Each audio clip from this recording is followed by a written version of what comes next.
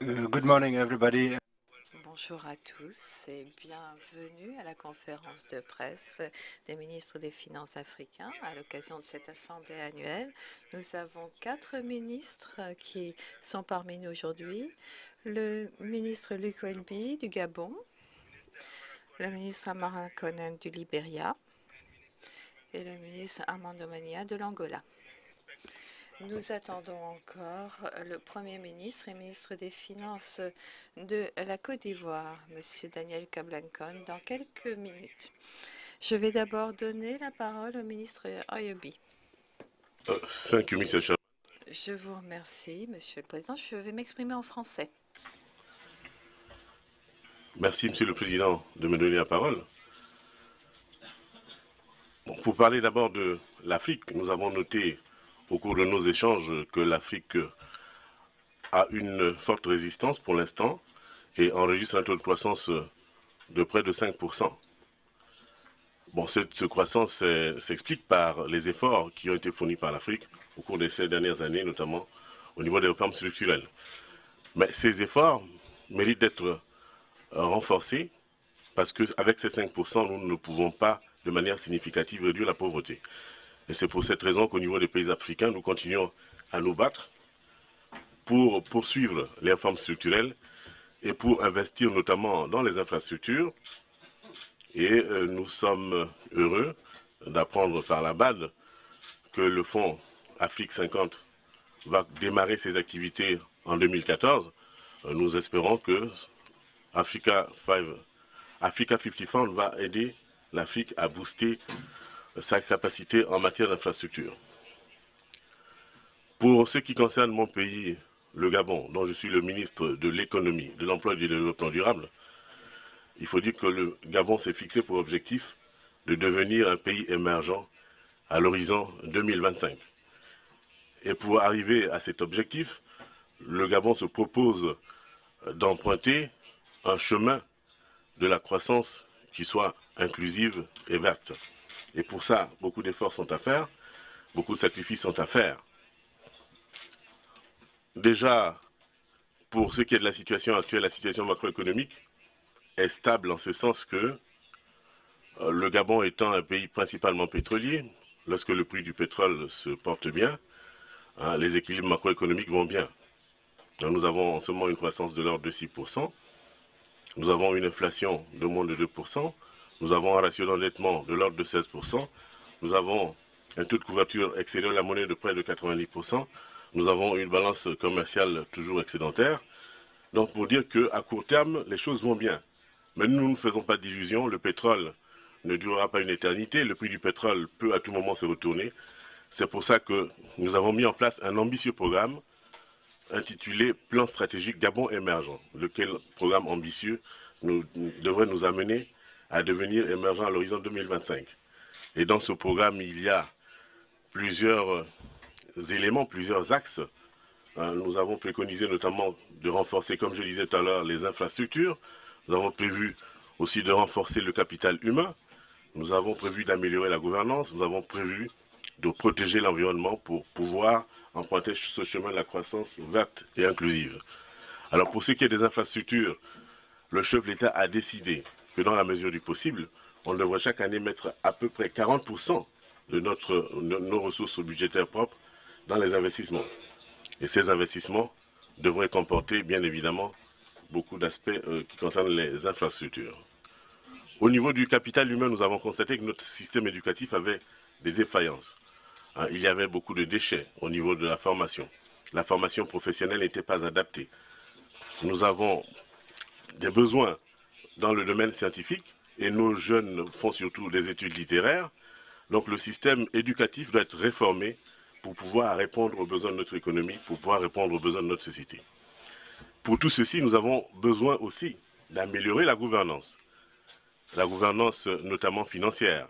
Et c'est pour cette raison qu'en 2010, le gouvernement a proposé au Parlement qu'il a adopté une nouvelle loi sur les lois de finances qui consacre donc la budgétisation par objectif de programme et qui renforce le contrôle parlementaire, qui donne beaucoup plus de pouvoir au Parlement ainsi qu'à la Cour des comptes.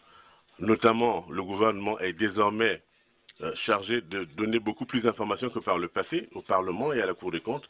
Ceci va donc contribuer à davantage de transparence.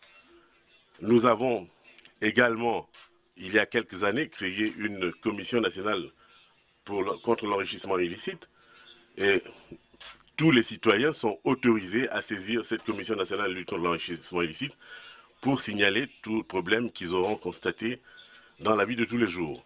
Nous avons également créé une structure de lutte contre les transferts illicites,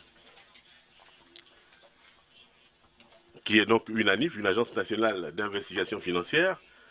Cette agence nationale d'investigation financière fait partie du GABAC, donc le groupe d'action contre le blanchiment en Afrique centrale, qui lui a des prétentions pour devenir membre du GAFI. Pour l'instant, notre GABAC de l'Afrique centrale est simplement membre observateur du GAFI. Donc tout ceci pour renforcer la transparence, pour renforcer la bonne gouvernance. Nous avons évidemment à côté de ces nouveautés les mécanismes habituels que sont la Cour des comptes, le contrôle d'État et tous les autres contrôles internes au gouvernement. Je disais que nous ambitionnons d'atteindre notre émergence sur un sentier de croissance verte et inclusive. Et pour la croissance verte, nous avons donc plusieurs actions qui sont menées.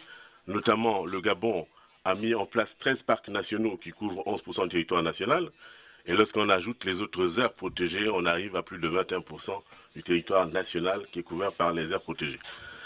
Notre chef de l'État, dès qu'il a été élu, a décidé d'interdire l'exportation du bois brut, l'exportation du grume. Ceci, évidemment, nous a pénalisés pour un certain temps. Mais nous sommes conscients qu'à terme, cela aura des résultats satisfaisants, notamment par l'augmentation de la valeur ajoutée. Et cette mesure a été bien suivie, la mesure d'interdiction de l'exportation du grume, alors que par le passé, les grumes faisaient partie des principales richesses qui venaient alimenter le budget de l'État, qui venaient alimenter la balance commerciale de l'État. Le chef de l'État a également décidé d'arrêter le torchage des gaz pour réduire la pollution qui s'ensuit. Bon, plusieurs autres mesures ont été prises, toujours pour aller dans le cadre de la Green Growth. Donc voilà, sommairement présenté, monsieur le modérateur, la situation du Gabon au moment où nous parlons. Je vous remercie. Je vous remercie. Ministre Koné. Monsieur le ministre Koné.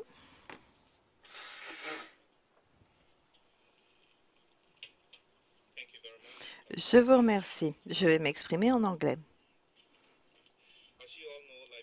Comme vous le savez tous, il y a eu des années de conflit au Libéria, ce qui a nuit à nos infrastructures, nos institutions, et ça a débouché sur l'un des effondrements les plus flagrants de l'économie. Notre économie s'est totalement effondrée.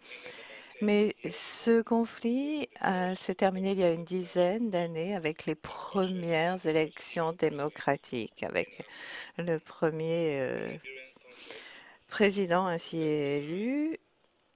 Mais ce conflit s'est également traduit par une situation de sous-investissement, de destruction.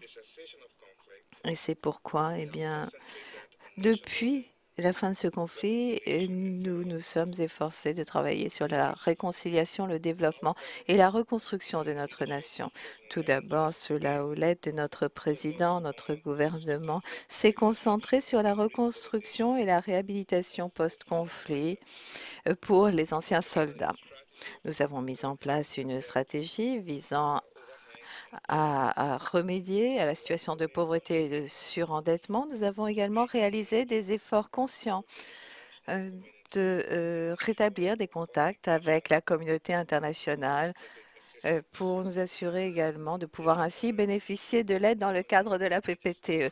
Ainsi, le pays a pu mettre en place des antécédents de politiques macroéconomiques solides, et cela dans le cadre du programme de référence du FMI, ce qui s'est traduit également par une modalité de réduction de la pauvreté et pour la croissance, puis par ailleurs donc de la FRPC. Nous avons atteint le point d'achèvement ensuite de la PPTE avec le soutien de tous nos partenaires du développement. Nous sommes concentrés sur la construction d'institutions, leur renforcement, car des institutions fortes sont essentielles pour la croissance et le développement. Et en effet, lorsque le gouvernement est bien à même d'offrir des services à ces populations, les entreprises ont alors un cadre favorable. Nous avons mis en place une commission de lutte contre la corruption, nous avons renforcé la Banque centrale, la commission d'audit général et nous avons amélioré notre recouvrement d'impôts, entre autres réformes, dans le domaine de la gestion économique. Suite à ces efforts, le Libéria a enregistré une croissance annuelle moyenne de l'ordre de 7,5%, cela depuis la fin du conflit, ce qui reflète bien le dividende de la paix. Mais en dépit de cette croissance rapide, nous reconnaissons que le principal obstacle tient au nombre limité d'emplois créés au fil de l'expansion de cette économie. Et ce sont ces facteurs que l'on retrouve et qui étaient également des moteurs de croissance avant le conflit, mais qui sont traduits par des répercussions très faibles sur le reste de l'économie. Donc nous nous retrouvons exactement là où nous en étions avant le conflit civil. La croissance économique au Libéria demeure solide. Nos projections pour 2013 donnent à penser que la croissance PIB réelle sera de l'ordre de 8,1% contre 8,3% l'année dernière, soit un niveau plus élevé que prévu. Et cela est dû essentiellement à une forte performance du secteur minier. Par ailleurs, la croissance du PIB hors ressources en termes réels, en particulier avec la construction, puisqu'il y a tout le processus de reconstruction du pays, eh bien, cette croissance s'est accélérée, ce qui reflète une reprise d'investissement public de l'État et des activités solides du secteur privé. En décembre 2012, le Libéria a lancé le programme de transformation, deuxième stratégie de réduction de la pauvreté que nous mettons en œuvre actuellement. Ce programme vise à réduire et éliminer des contraintes clés de l'infrastructure dans l'énergie, le secteur routier, portuaire et vise également à renforcer le développement des capacités dans l'agriculture et des jeunes. Aujourd'hui, en Afrique, le Libéria a les tarifs énergétiques les plus élevés à 54 centimes par kilowatt-heure, ce qui limite le développement du secteur privé et qui fait qu'il est impossible d'atteindre notre objectif de croissance solidaire pour notre population. C'est pourquoi nous avons adopté des mesures politiques difficiles, donc afin d'axer l'épargne sur le développement de l'infrastructure qui a été détruite pendant la guerre. Donc, nous avons obtenu des financements pour la réhabilitation du système hydroélectrique et cela donc devrait être en place d'ici la fin 2015 et cela permettra aussi de répondre à la pénurie énergétique du pays. Nous avons préparé un cadre des dépenses à moyen terme dans le contexte de la gouvernance économique, cela afin de nous assurer que nous serons en mesure de faire face à nos responsabilités dans le cadre de ces projets envers nos partenaires et nos citoyens. Des défis importants subsistent et d'autres réformes dans le secteur public, notamment pour ce qui est de la fonction publique, vont exiger des mesures déterminées de notre part.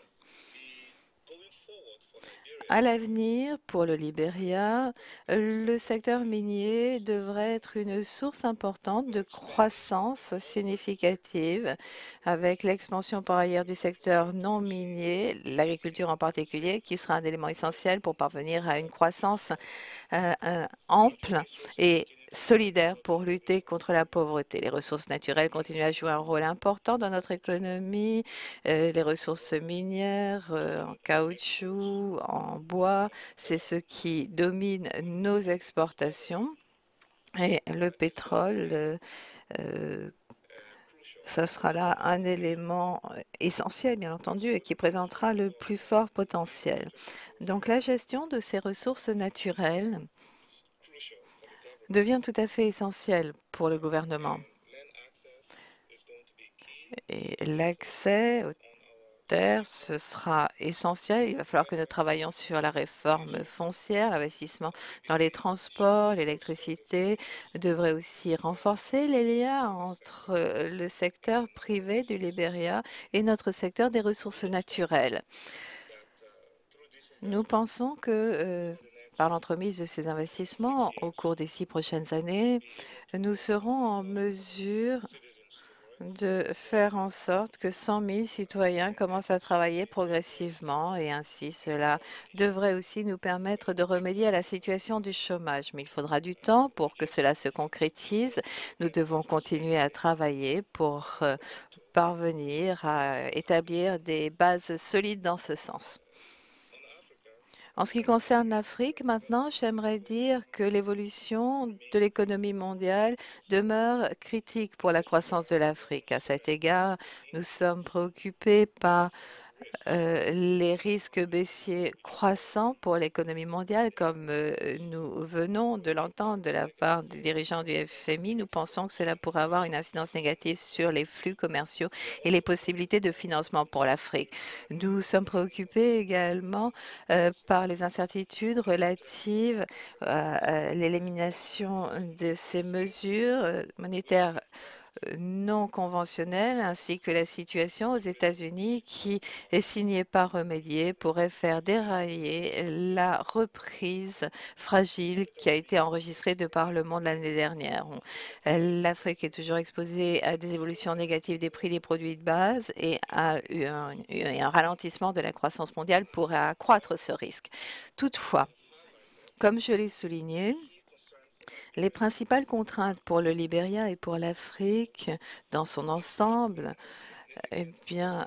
ont trait à ce déficit d'infrastructures. Nous devons nous assurer que des projets d'infrastructures de transformation à grande échelle sont mis en œuvre de façon déterminée. Si effectivement ces projets sont mis en œuvre, ils permettront de débloquer le potentiel de croissance de l'Afrique, de créer des emplois pour nos citoyens et de réduire la pauvreté. Et c'est ainsi qu'à notre sens, nous pourrons véritablement concrétiser cette croissance solidaire. Il convient de répéter ici que la possibilité de voyager d'un bout du pays à l'autre ou d'un pays à l'autre, à ce stade, c'est pratiquement un des droits fondamentaux, la capacité à voyager entre les pays.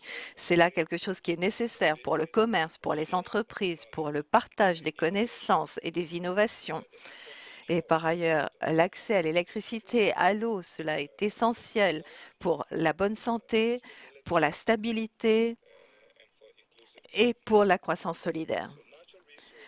Donc, les ressources naturelles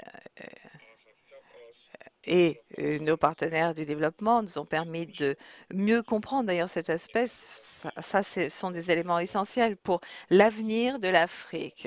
Donc, il faut pouvoir gérer au mieux ces ressources naturelles dans l'intérêt de notre population. Ça doit être la priorité du gouvernement. Je vous remercie.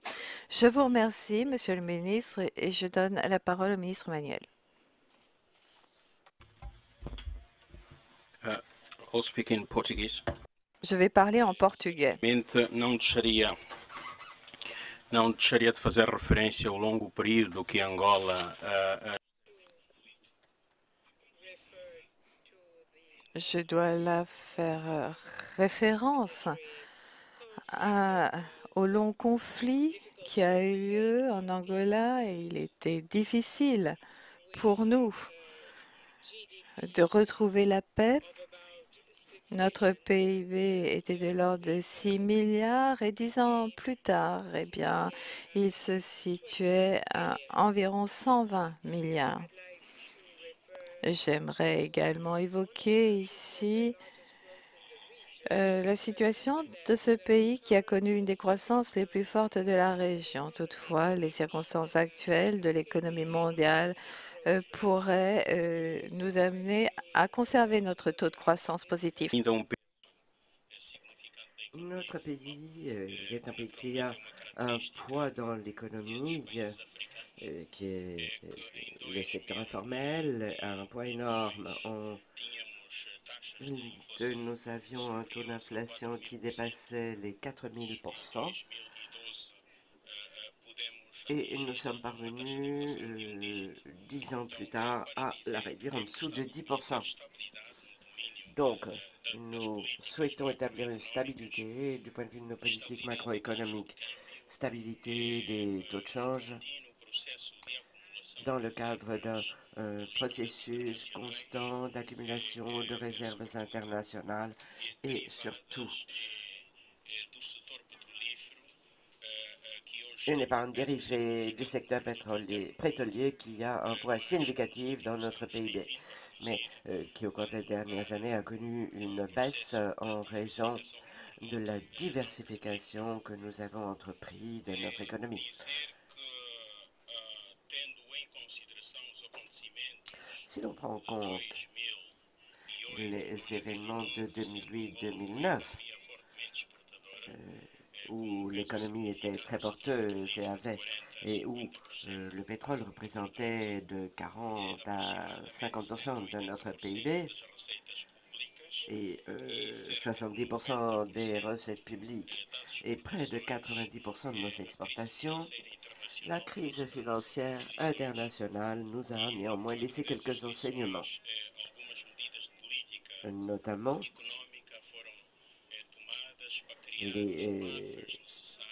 qu'il nous fallait créer des mesures de stabilisation au sein de notre société afin de faire diminuer la vulnérabilité de notre économie par rapport aux fluctuations, aux oscillations des prix du pétrole. Nous avons donc mis en place une politique de finances publiques prudente. Nous avons choisi un prix du baril très conservateur afin que le différentiel de prix sur les marchés internationaux puisse nous mener à la création d'épargne qui nous permettrait de faire face aux fluctuations futures et qui servirait également de mécanisme de stabilisation du comportement contre-cyclique des dépenses publiques. C'est ainsi que nous avons créé le Fonds souverain de l'Angola, dont le mandat principal est de se préoccuper de l'avenir, de stimuler l'épargne, ainsi que la diversification de l'économie et, en dernier ressort, de servir d'instrument de stabilisation, comme je vous l'ai déjà dit. Il est également bon de noter, et j'imagine que vous le savez, que pour la période 2002-2012, l'Angola, pour ce qui est de sa position externe, a essayé d'apurer ses passifs auprès du Club de Paris. Les perspectives de renforcer le développement de notre économie passent par le renforcement de nos relations bilatérales et la création d'un fonds de ressources pour financer notre programme de reconstruction nationale. Ce programme de reconstruction nationale a pris fin et nous avons constaté qu'il était nécessaire de créer un nouveau programme que nous avons intitulé Programme national de développement pour la période 2013-2017. Parmi les objectifs de ce programme national de développement, nous avons l'intention de donner continuité à la création de nos infrastructures de base, indispensables pour créer un milieu propice aux affaires, aux entreprises, pour créer des indicateurs d'activité qui pourraient être attrayants pour l'investissement privé. Nous parlons ici du domaine de l'énergie, où il s'agit d'augmenter l'offre d'énergie à hauteur de 10 000 gigas grâce à la construction de barrages hydroélectriques. Nous parlons ici de plateformes logistiques intermodales qui permettraient d'intégrer le pays, de construire routes, chemins de fer et des ports. Notre plan national de développement essaye, d'une certaine façon, de répondre aux nécessités d'intégration régionale de l'Angola dans le contexte de la SADC.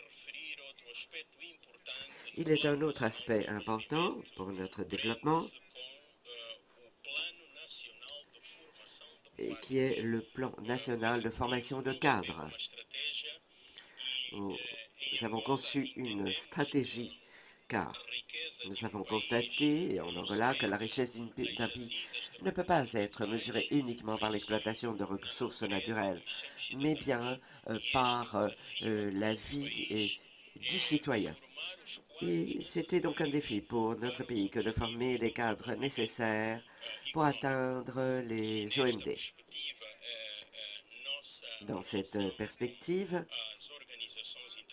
nos relations avec les organisations internationales, notamment le Fonds monétaire et la Banque mondiale, devront nous permettre de tourner la page et de mettre à profit au maximum les possibilités de savoir, de connaissances et de développement de notre capital humain afin de compléter notre stratégie de développement. J'aimerais ici également vous dire que nous avons mis en place un programme ambitieux qui vise la lutte contre la pauvreté et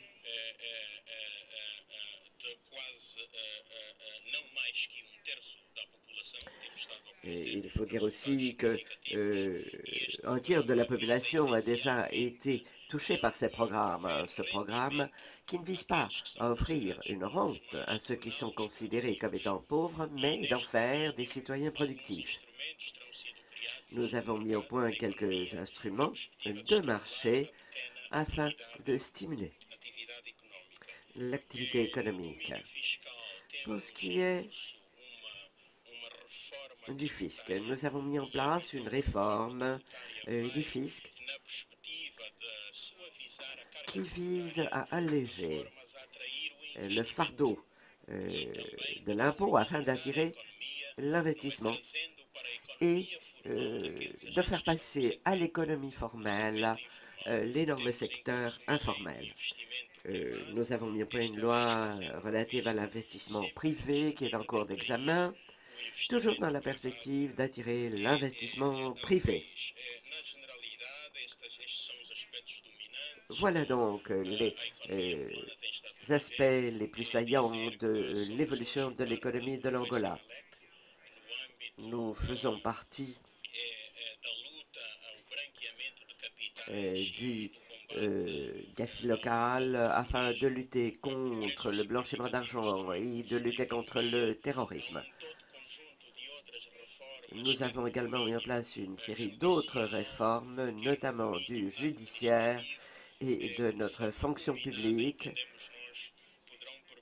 Et ces deux facteurs, en combinaison, permettront sans aucun doute de mettre en place une exécution de notre plan de développement national. Je me dois également de vous dire que nous avons reçu une visite d'agence de notation. Nos indicateurs sont satisfaisants, tenant compte également du tableau de stabilité macroéconomique et des perspectives de croissance de notre économie. Je vous remercie. Thank you very much, Minister Manuel. Je vous remercie, Monsieur le ministre Manuel. Je vais maintenant donner la parole au Premier ministre et ministre de l'Économie et des Finances de la Côte d'Ivoire.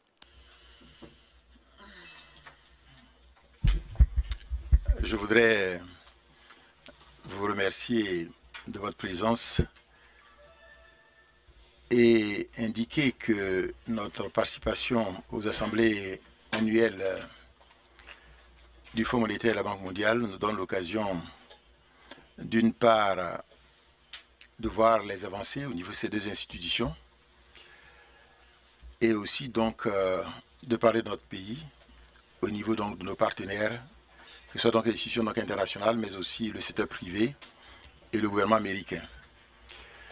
En ce qui concerne, disons que les institutions internationales, nous avons été très heureux d'apprendre lors de l'ouverture les engagements importants pris par les premiers responsables des institutions, que ce soit au niveau donc du président Jim Kim, en ce qui concerne la réduction donc de la pauvreté, puisque l'engagement est de faire en sorte que d'ici 2030, le taux, disons que les pauvreté ne concerne que 3% des populations, et faire en sorte que au niveau donc de la prospérité partagée, il faut faire en sorte que les plus bas revenus puissent être relevés.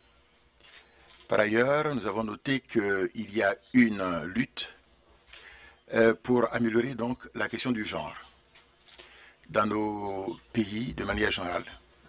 Au niveau du Fonds monétaire international, vous savez qu'il y a aussi un engagement en ce qui concerne la mise en œuvre des décisions prises en 2010 pour le conseil d'administration, où les membres doivent être élus, les 20 membres, et faire en sorte que le problème des quotes-parts soit définitivement donc réglé. Par ailleurs, vous savez aussi qu'il a été évoqué le problème relatif à l'environnement donc des affaires internationales, où disons que les BRICS, disons que les pays émergents, Brésil, Russie, Chine, Inde et Afrique du Sud, ayant une croissance qui baisse, et les pays développés voyant donc leurs difficultés suite à la crise financière de 2008, disons qu'il pourrait y avoir un gap de financement de l'ordre de 25 milliards de dollars en ce qui concerne l'Afrique. Donc c'est dans ce contexte-là qu'il faut placer la situation donc de la Côte d'Ivoire. Nous avons donc noté au niveau des institutions les décisions qui sont prises pour améliorer leur gouvernance et faire en sorte que le maximum soit fait pour financer l'économie mondiale et singulièrement l'économie des pays donc, les plus faibles. Concernant la Côte d'Ivoire, c'est un pays de 322 480 km² avec 23,8 millions d'habitants actuellement et qui a toujours joué un rôle important en Afrique de l'Ouest avant la crise intervenue en 2000, de 2000 à 2010. C'est un pays qui a été stable en son temps et qui était une locomotive donc, de l'Afrique de l'Ouest. Après la crise donc, de 2010, après les élections qui ont eu lieu, le président Alassane Ouattara a été élu comme président de la République. Vous savez qu'il fut directeur général adjoint du Fonds monétaire international et gouverneur de la Banque centrale. Son ambition est de transformer la Côte d'Ivoire en un pays émergent en 2020. C'est une ambition donc importante et forte, mais qui oriente l'action de l'ensemble du gouvernement vers une croissance forte et avec objectif de réduire la pauvreté de moitié d'ici 2015. Pour cela, le gouvernement travaille sur 3 chantiers fondamentaux. Premier chantier, remettre en place la paix et la sécurité en Côte d'Ivoire. Deuxième chantier, assurer la réconciliation nationale. Et le troisième chantier, donc, assurer la reconstruction et la relance économique. En ce qui concerne donc la paix et la sécurité, un gros travail a été fait. La situation s'est fortement améliorée. L'indice d'insécurité qui était 4 à la fin donc, de la crise est tombé à 1,4 actuellement. C'est ce qui explique entre autres le retour de la Banque africaine de développement donc, à Abidjan et donc le retour, l'installation du bureau de l'UNESCO, entre autres. Toutes les ambassades qui avaient quitté la Côte d'Ivoire sont revenues, et de même que les grandes multinationales qui étaient donc en Côte d'Ivoire et qui avaient donc quitté donc, ce pays. La Côte d'Ivoire donc, a renoué donc, ses relations avec tous les 15 pays membres de la CEDEAO, et ça a tellement bien marché que le président de la République, son Excellence Alassane Ouattara, est élu président donc, de la CEDEAO par ses pairs en février, le 17 février 2012. Ils ont participé ensemble avec ses pairs à régler le dossier important du Mali, qui était un dossier réellement important parce qu'il fallait faire en sorte que les djihadistes qui occupaient donc la partie nord donc, de ce pays soient chassés et que les élections aient lieu et que la paix revienne dans ce pays. Ces pays donc la CEDEAO ont travaillent actuellement pour régler le dossier de la Guinée-Bissau, qui est un dossier important. Je sais que la communauté internationale n'en parle pas, mais c'est un dossier aussi important parce qu'il y a le trafic de drogue à large donc, des côtes de la Guinée-Bissau et il y a une certaine instabilité. il faut faire en sorte que cette région-là redevienne une région donc de paix et de développement. Bon, en ce qui concerne le deuxième chantier, donc la réconciliation nationale, on a mis en place une commission, disons que nationale, de dialogue, vérité et réconciliation, à la mode donc de la commission qui a existé donc en Afrique du Sud. Et disons que cette commission a travaillé pour rassembler les fils et les filles donc de ce pays. Et disons qu'il faut signer que le gouvernement lui-même discute avec les partis d'opposition de manière à arriver à une normalisation de la politique, disons que avec les partis d'opposition avant les élections prochaines de 2015. Mais fondamentalement, c'est sur le plan économique que les avancées sont les plus importantes.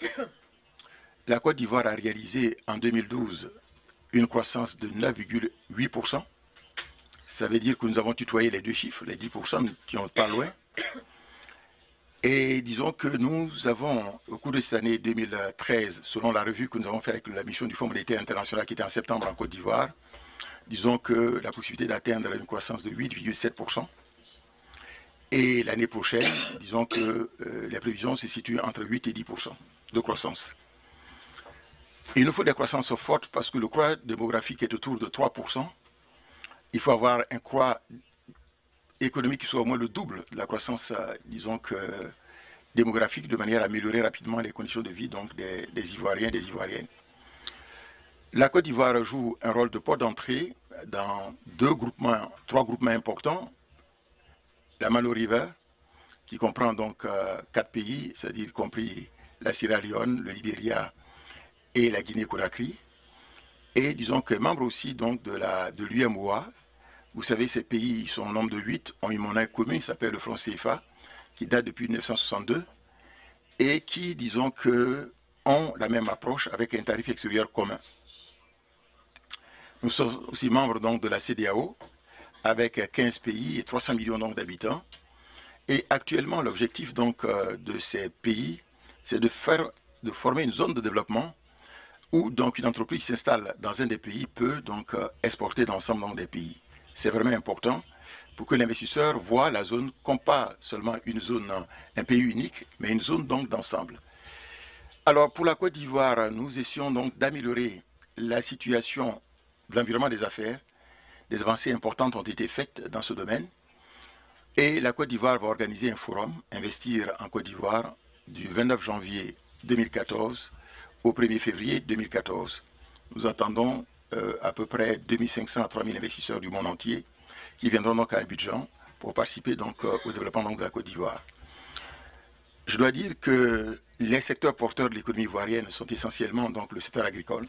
Ça a toujours été un secteur porteur au niveau de la Côte d'Ivoire. Nous sommes le premier producteur mondial du cacao avec 1,4-1,5 million de tonnes. Nous sommes aussi au niveau africain les premiers producteurs au niveau donc de l'EVA, de la banane, etc., dans beaucoup de produits agricoles. Et notre souhait, en fait, c'est d'aller vers une meilleure industrialisation de ces produits, une meilleure transformation sur place, avec une plus grande valeur ajoutée. Nous avons aussi le domaine de l'électricité qui est important, parce que la Côte d'Ivoire a du gaz offshore, de même du pétrole offshore. Nous avons, notre objectif, c'est de faire en sorte que la Côte d'Ivoire, disons que soit le hub de la sous-région. Nous fournissons l'électricité au Ghana, au Togo, au Bénin, et donc au nord, au Mali, au Burkina Faso. Et il nous a été demandé de fournir l'électricité donc du côté ouest, avec donc le Libéria, disons que la Sierra Leone et donc la Guinée-Conakry. Donc nous augmentons notre capacité. Donc il y a des possibilités donc d'investir dans ce domaine important. Le secteur minier est un secteur important. Ça va être la deuxième mamelle donc, de ce pays, le secteur minier et pétrolier. Et il y a beaucoup donc, de possibilités d'investissement dans ces différents secteurs. Et bien sûr, donc, le secteur privé national et international est amené donc, à participer à cela. Je voulais signaler aussi le secteur donc, des services, avec notamment les problèmes des ports, aéroports, où donc, avec le port d'Abidjan et l'aéroport d'Abidjan, nous souhaitons être le hub dans la sous-région ouest africaine. Et disons que faire de la Côte d'Ivoire une zone touristique donc de qualité, avec notamment bien sûr la basilique de Yamoussoukro, qui est la plus grande basilique dans le monde, qui est plus grande que celle de Saint-Pierre à Rome. Voilà quelques mots que je voulais indiquer donc, concernant donc, la Côte d'Ivoire. C'est un pays qui est sorti de crise, c'est un pays qui se prend en charge, qui joue un rôle régional important et qui, disons, que doit servir donc de locomotive donc, à la région ouest africaine. Et je vous remercie. Merci, Monsieur le Premier ministre. Now we'll open it up to questions. Très bien, nous allons maintenant répondre à vos questions. Il nous reste une demi-heure. Je vous demanderai d'être bref. Nick. Hi, Nick Norbert. Nick Norbert de Africa Report. Des questions au ministre Koné Emmanuel. En Alaska, ils ont un système où des portions de la richesse d'hydrocarbures est divisée et tous les résidents se voient attribuer un petit montant. Est-ce que vous envisageriez un système de ce type pour l'Angola ou le Libéria?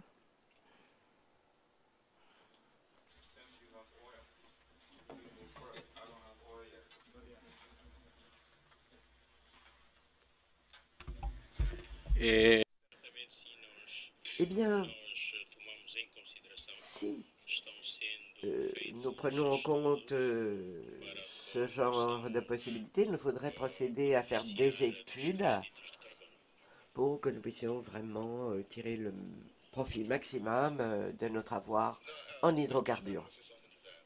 J'aimerais ajouter un petit quelque chose. Comme vous le savez, nous sommes en train d'explorer et afin d'essayer de trouver du pétrole. Nous n'en avons pas encore trouvé. C'est une région qui va de la Sierra Leone dans la Côte d'Ivoire, dans le golfe de Guinée, et toutes les preuves scientifiques nous donnent à penser qu'il y a du pétrole dans la zone. Nous sommes en train de nous préparer à cette possibilité. Et nous avons donc d'une part réformé notre législation relative à la gestion des matières premières, notamment du pétrole. Et nous étudions plusieurs modèles, celui de l'Alaska, mais du Ghana, de Timor-Leste, le Libéria, d'autres minerais, et pas seulement du pétrole, comme vous le savez. Nous pourrions parfaitement mettre au point un modèle qui nous serait propre. Le modèle Alaska est tout à fait possible, mais pour le moment, nous avons préféré examiner toutes les possibilités qui existent dans d'autres pays afin de mettre au point notre propre modèle. Je vous remercie, Patrick. Patrick Smith, Africa Confidential. Ministre Yubi, j'aimerais vous poser une question à propos de l'adhésion du Gabon à l'initiative des industries extractives. En février de cette année, le Gabon s'est vu exclu de cette initiative. Pourriez-vous nous expliquer la raison d'être de cette décision? Et j'aimerais savoir si votre gouvernement a l'intention de revenir sur la voie du respect de cette initiative. Je vous remercie. Bon, je vous remercie pour cette question très pertinente. Bon, le Gabon, effectivement, a volontairement choisi d'adhérer à ITI. Mais ITI a ses contraintes, notamment de publication des rapports. Bon, le Gabon a publié 1 puis 2 rapports, et puis par la suite, il y a eu des lourdeurs qui n'ont pas permis de respecter les délais. Et ces lourdeurs ont fait que le Gabon soit prié de quitter au moins provisoirement ITI. Bon, il faut avouer que les procédures d'ITI sont quand même assez particulières parce que on aurait pu imaginer d'autres mécanismes que l'exclusion. Parce que nous avons été exclus de ITI, mais nous avons la possibilité de revenir à ITI. C'est ça qui est un peu ambigu.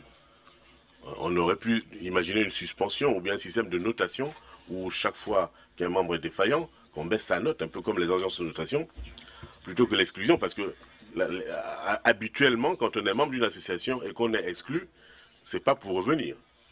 Mais dans le cas d'ITI, nous sommes heureux d'apprendre que nous avons la possibilité de rejoindre à nouveau l'ITI. Donc nous sommes en train de travailler, d'abord pour comprendre, pas comprendre, pour essayer de faire en sorte que si nous devons réintégrer ITI, qu'on ne soit pas à nouveau exclu parce qu'on n'a pas respecté un délai.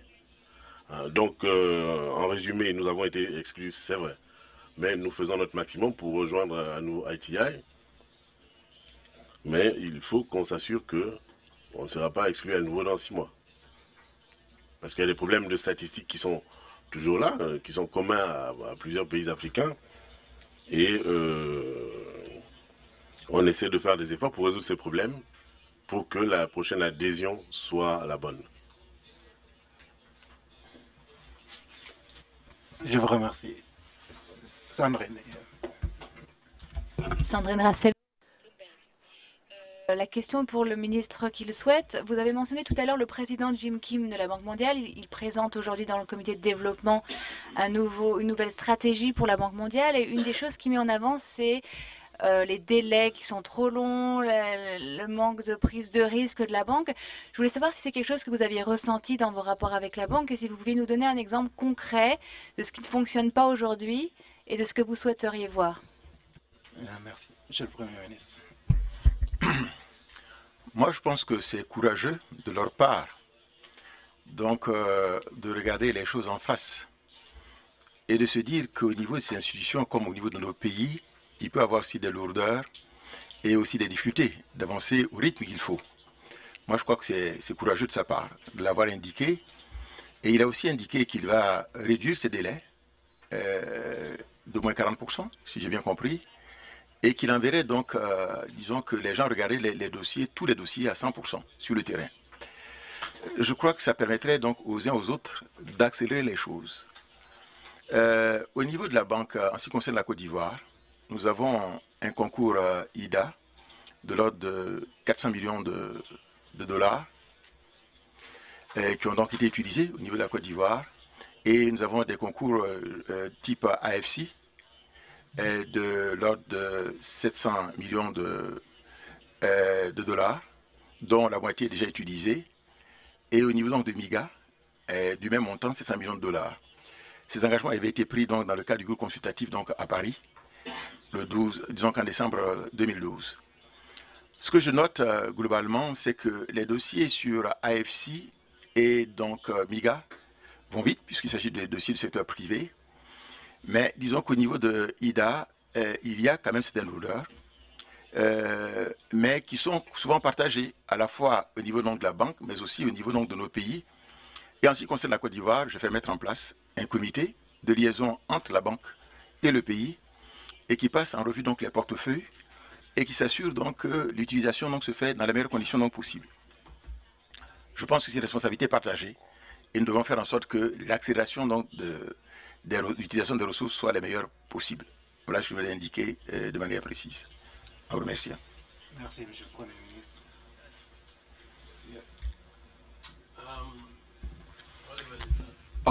Alonso Soto. Alonso Soto, Reuters.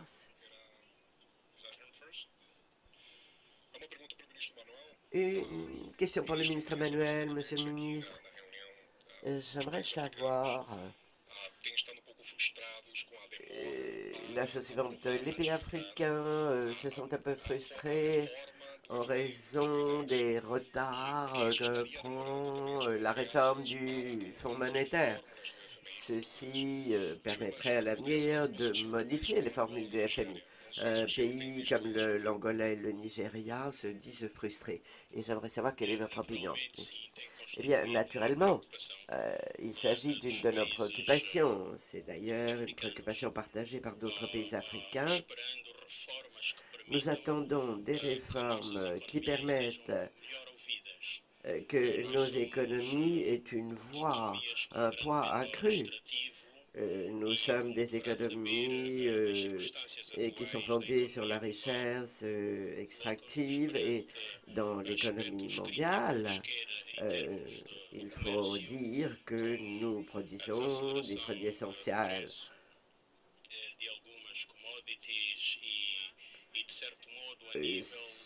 D'une certaine façon, au niveau du financement de nos besoins de développement, nous devons dépendre des industries extractives. Il y a une préoccupation en Afrique du Sud, au Niger et en Angola aussi, bien évidemment. Nous sommes préoccupés de voir que des pays comme l'Afrique du Sud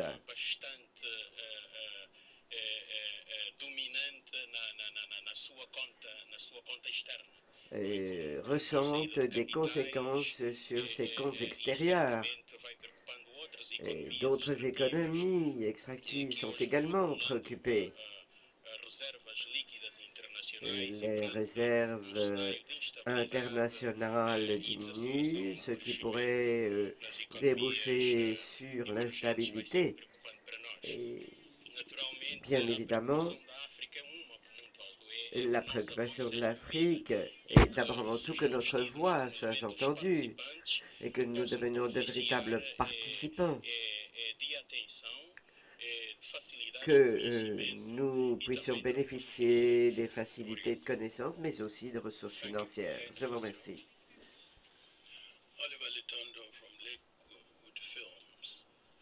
Alva Letondo, une question qui s'adresse à tous les ministres. Le commerce est une des façons qui permet d'améliorer le développement économique des États africains. J'aimerais savoir s'il existe une façon dont les pays de l'Afrique de l'Ouest, francophones et anglophones, pourraient établir un lien solide avec l'Afrique centrale, l'Afrique de l'Est et même l'Afrique australe, afin d'améliorer le développement économique de tous ces pays. Merci. Je pense que notre interlocuteur a raison d'évoquer ces problèmes. Quand vous regardez les zones économiques dans le monde, les échanges à l'intérieur de ces zones sont beaucoup plus importants qu'à l'extérieur de ces zones. C'est le cas donc de l'Europe, disons que l'Union européenne, où les pays échangent à près de 72-75% entre eux, et le reste avec le reste du monde. Vous constatez le même élément au niveau de l'ALENA, avec les États-Unis, disons que le Canada et le Mexique. Et vous le notez aussi au niveau donc des pays de l'ASEAN, en Asie. Bon, en Afrique, vous savez effectivement que nous avons 5 communautés qui existent. Et en principe, selon donc le plan donc, de Lagos des années 80, on doit faire en sorte que ces communautés se fusionnent pour former donc le marché commun africain, au final. Je prends le cas donc de la Côte d'Ivoire. Nos échanges avec les pays de la CEDEAO, c'est 23% de nos échanges.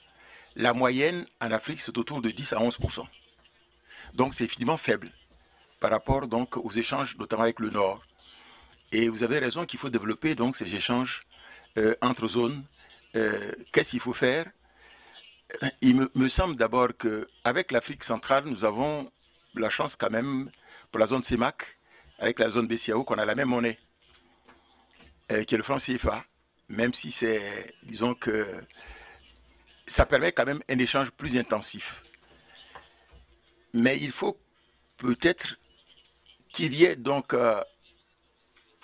des accords en matière donc de tarifs extérieurs, puisque chaque zone, par exemple pour la CEDEAO et la zone UEMOA, on a un tarif extérieur commun.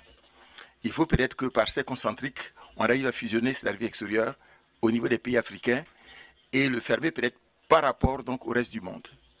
Et il faut aussi, surtout, moi, me semble-t-il, pour qu'il y ait un développement, que les infrastructures de base soient donc développées. Je prends l'exemple, disons, de la CEDEAO, en Afrique de l'Ouest. C'est maintenant que nos pères vont faire l'autoroute Abidjan-Lagos, qui va faire à peu près 1000 km d'autoroute et qui vont coûter entre 6 et 8 milliards de dollars. Nous sommes en train de faire l'autoroute qui va partir à Abidjan à Ouagadougou et qui va être prolongée donc à Niamey, au Niger, etc., etc. Donc c'est important que nous ayons donc les moyens de communication, parce que c'est ça qui permet donc l'accélération donc de l'intégration à notre niveau. Souvent vous notez d'ailleurs qu'il faut aller, pour aller dans un pays de l'Afrique, par exemple centrale, à partir de l'Afrique de l'Ouest, vous êtes obligé d'aller dans une capitale comme Londres ou Paris avant de redescendre, parce qu'il n'y a pas d'avion pour aller donc ça. C'est un problème de fond sur lequel donc nos États travaillent et qui permettent donc d'accélérer donc l'intégration, notamment le commerce, qui est vraiment un élément de développement dans la sous-région. Je vous remercie. Yeah, if I may add to that, to what... Si vous me permettez d'ajouter quelques mots à ce que vient de dire le Premier ministre, En Afrique de l'Ouest, nous faisons des efforts pour améliorer nos échanges commerciaux, c'est évident.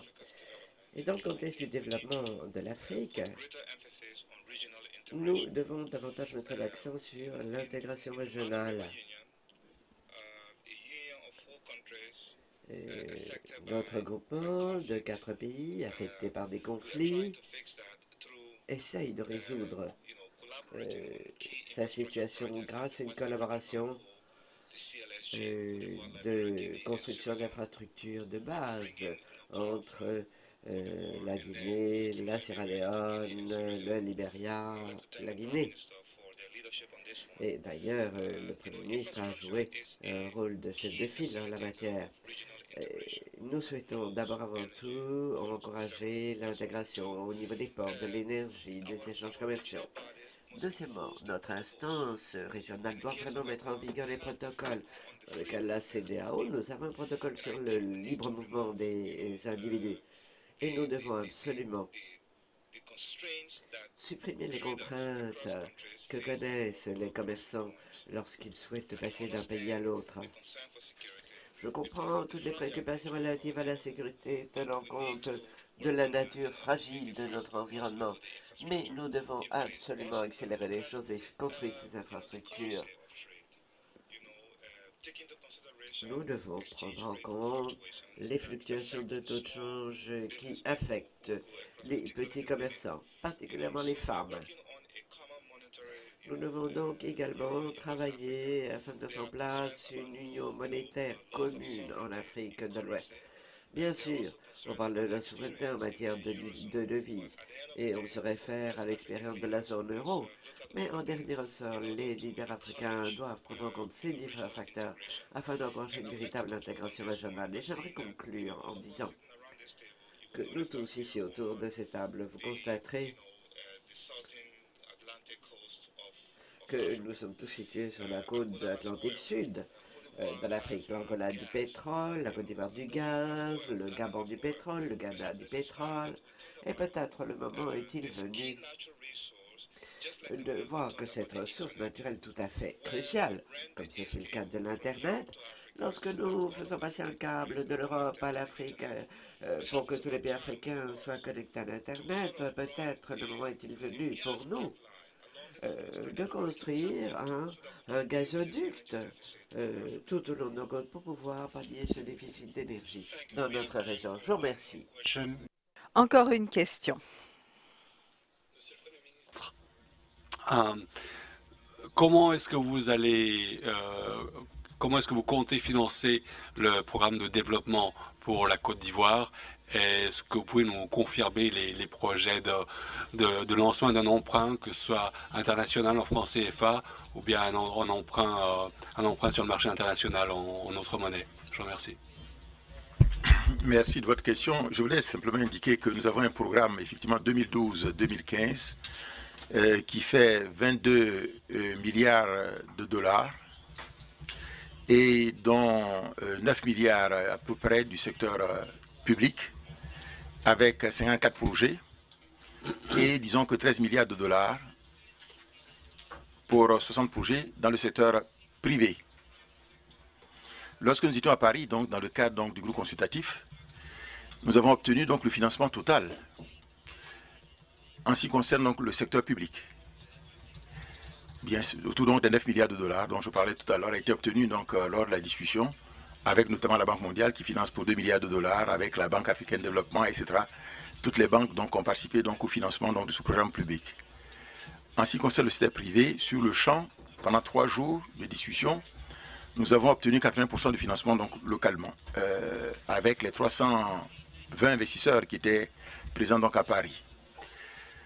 Alors, en ce qui concerne donc, les emprunts, il faut d'abord dire que la Côte d'Ivoire est en programme avec le Fonds monétaire et la Banque mondiale. Et les emprunts, quand vous êtes en programme, doivent être concessionnels. Et les concessions, c'est, disons que, la conditionnalité de 35%. Ce qui fait que, évidemment, le recours au marché de manière directe, en eurobond ou bien en dollar bond, est difficile. Par contre, nous avons discuté avec le Fonds monétaire international. Si nous faisons des emprunts en francs CFA, c'est possible parce qu'il n'y a pas de risque de change.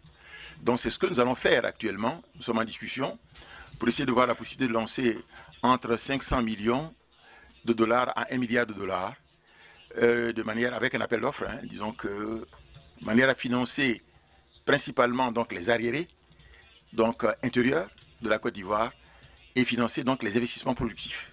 Voilà un peu ce que je veux dire un peu pour répondre à votre question précise. Donc les décisions sont en cours. Je pense que d'ici donc fin de l'année ou plus tard janvier 2014, on doit boucler donc ce financement-là. Merci. Merci, Monsieur le Premier ministre. This will bring an end to our Voilà, nous avons ainsi terminé pour la conférence de presse. Je tiens à remercier les membres du panel et je vous remercie d'avoir assisté à cette conférence de presse. Ça a été déjà, on en a parlé un petit peu. Je vais essayer de le prendre dans le FT avec quelques...